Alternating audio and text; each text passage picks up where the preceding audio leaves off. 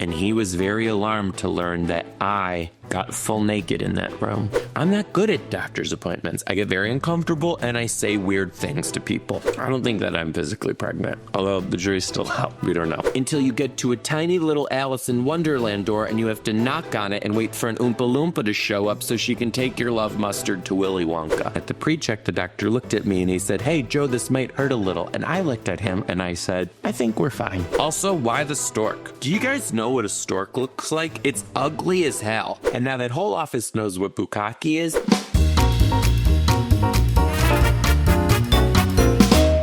Hello, welcome back to another episode of whatever the hell this is. Okay, a couple things that I want to tell you first. I'm on the road. I don't know if you knew that, but here's the cities I'm coming from. Ooh, make breadstreet at work. Get your tickets at joedombrowski.com. We'll see you there. Anyway, another thing, like, comment, subscribe. Thanks. As I'm pretty sure all of you know by now, I am having a baby. I'm due in about 3 months. So, I'm due? We are a team, and we are having this baby. I don't think that I'm physically pregnant, although the jury's still out. We don't know. Anyway, maybe I should just stop. I wanted to give you a little bit of the story behind how we did all this. First of all, we're doing IVF and surrogacy, just as the Lord intended it. Hello. Now, there's a couple things that I need you to know. One, when you do IVF, there's a lot of doctor's appointments involved. And here's something you need to know about me. I'm not good at doctor's appointments. I get very uncomfortable and I say weird things to people. Like I had to get a colonoscopy last year, okay? And at the pre-check, the doctor looked at me and he said, "Hey, Joe, this might hurt a little." And I looked at him and I said, "I think we're fine." So anyway, all IVF is just a bunch of doctor's appointments. And let me tell you what, I'm learning a lot about a lot that I don't know a lot about. Like at our last doctor's appointments, I asked our doctor why women have 4 labias. And she said, there's 2. And I said, then why do they call them lips? Because I have a top and a bottom lip. And if there's a majora and a minora, that's actually 4. And she said, well, they're there to keep the sand out. The sand? Who is coming to this clinic? Just a bunch of trad wives who are just dragging their puss through the beach? And I would hope they would wash it out before they got here, or else what are we doing, ladies? Making pearls? Get it together. The first step of this is you need to give your sample. When my husband and I went to go give our sample, I was a giggly little nest. First of all, it was a waiting room with all these straight men, and they all looked very embarrassed. And I asked myself, why are they embarrassed? We've all been practicing since we were 13. It's fine. I was laughing so hard with the secretary that I had to look at her and say, do people usually act like this? And I thought she was going to say, yes, all the time. She looked at me and she said, no. Okay, bitch. Sorry. Anyway, so we got sent back and the nurse was like, let me know if you need anything. And I said, I don't think I'm going to need anything from you, ma'am. We get into our room. By the way, they split us up. They made me go by myself and I made my husband go by himself, which I think was counterproductive. Just saying. And they put me in this room. In the room, it was a little bit bougie, not gonna lie. There was a black leather love seat and it had a puppy pee pad on it. But that pissed me off because I'm fully obedience trained. I don't need the pad. And then across the wall was the biggest TV I've ever seen in my life. And it had a plaque below it that said Bluetooth capable. So I put in my headphones and I was streaming my special videos to the TV.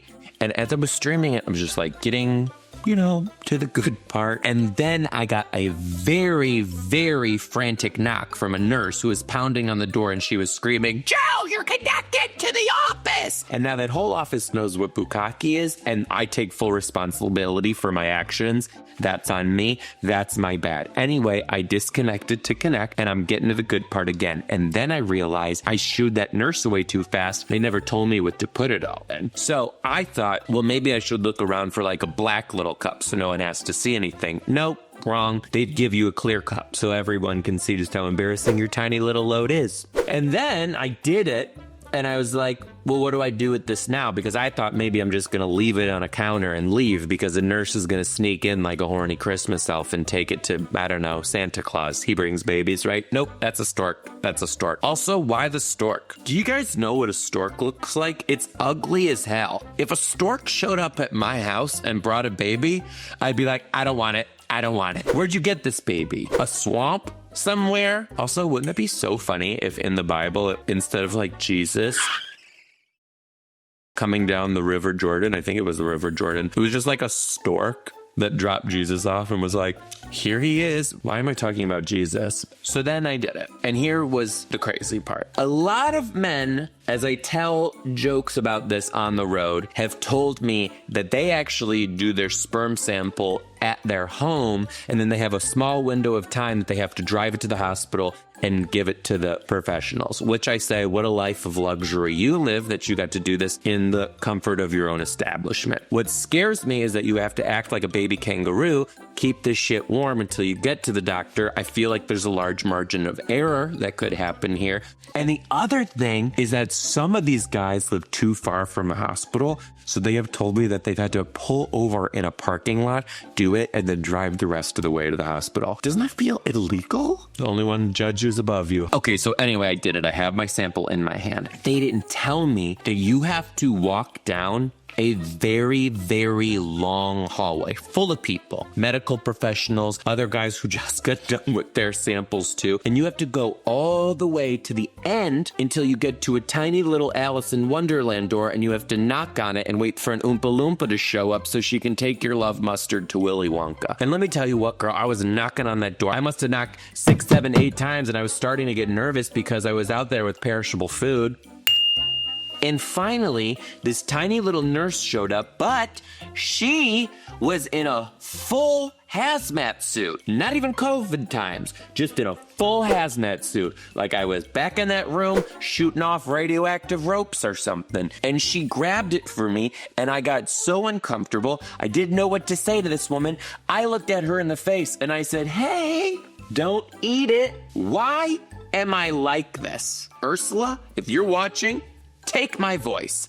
I don't deserve it. Best part, she had a sense of humor, and she grabbed it and she went, which is not only disgusting. I said, not today, Mrs. Pac-Man. Put down my cup of knuckle babies. Those are not for you. So then I went back into the lobby, and I was waiting in the lobby for 10, 15, 20, 25 minutes, and I tell you like that so that you know that I can count by fives. And then my husband came in, and we started comparing notes, and he was very alarmed to learn that I got full naked in that room. Full naked. No socks, nothing, just completely naked. And he looked at me and he asked me why. And I had no other explanation for him other than this. Back this up a little bit. Forgot to tell you, I got very dressed up on this day. I walked out of the house. My husband was in the car waiting for me. He's like, what the hell are you all dressed up for? I said, if this is going to be the load that creates a baby, I need to look like I got laid tonight by a woman who was interested in a little bit of this. So I did it up. And when I was in that room, I don't know what I just told you had to do with anything of me feeling the need to get full naked, but I did. And now you know. So then here's the other thing. They take you into a social work meeting to see if you're fit to be a parent. And I was thinking to myself, hey, I think the meetings are out of order. And in there, they tell you that they have the ability to do something called the swirl. And the swirl is when they take a little bit of, my nectar and a little bit of my husband's summa cum laude, and then they put it in a cup and they can shake it, and then very gently, like a dead dandelion, they can just right into the vagina, right past all 4 labias, really. And then our sperm will race and mine will lose because I'm the slow one, and whoever makes it there first, that's it. That's the dad. And here's the thing. The number one question that I get from people all the time is, who's the dad? Huh? Who's the dad? Who's going to be the dad? Who's the dad? And I hate that question, if I'm being honest. It's very invasive. It's a little too much because we're both the dad. And you don't need to know. You don't need to know. Because here's the thing. You'll know. Oh, you will know. Because that baby's mind is going to be riddled with ADHD. Anyway, there's a lot more to this story.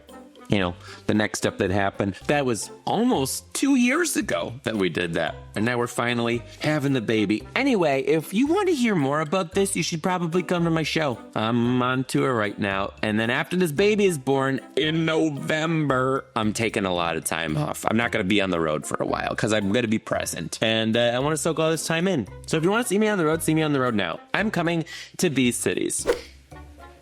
All right. Love you guys so much. We'll see you next time on another episode of whatever the hell this is. Love ya.